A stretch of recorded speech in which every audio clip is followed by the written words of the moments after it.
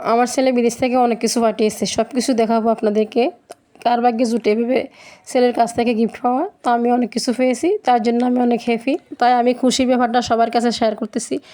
এখানে অনেক কিছু দেখতে তো পাচ্ছেন, আমার ছেলে অনেক কিছু পাঠিয়েছে। তার চেয়ে বড় কথা হলো 2টা তসবি পাঠিয়েছে, আমার কাছে অনেক ভালো লেগেছিলো তসবিগুলো দেখে।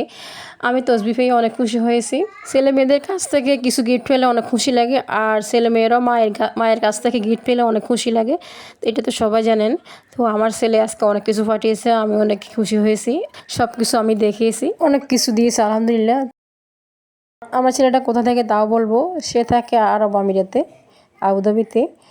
তো ওখান থেকে এসব জিনিসগুলো পাঠিয়েছে, তার জন্য অনেক দোয়া করবেন, সে যেন ভালো থাকে এবং মা বাবার সেবা করতে পারে এবং অনেক বড় হতে পারে। আর আমিও দোয়া করি সবার ছেলে মেয়ের জন্য, সবার জন্য এইভাবে গিফট দিতে পারে। গিফটগুলো আমার জন্য না, আমার বাসার সবার জন্য দিয়েছে, সবাই পেয়েছে, সবাই অনেক খুশি হয়েছে।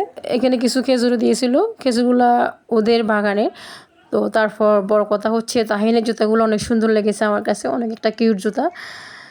সব কিছু মিলে অনেকগুলো আলহামদুলিল্লাহ অনেকগুলো পাঠিয়েছে। তার চেয়ে খুশি খবর হয়েছে আমার জন্য মোবাইল দিয়েছে, আমার জন্য নতুন মোবাইল কিনে দিয়েছে, আমাকে গিফট দিয়েছে আমার ছেলে।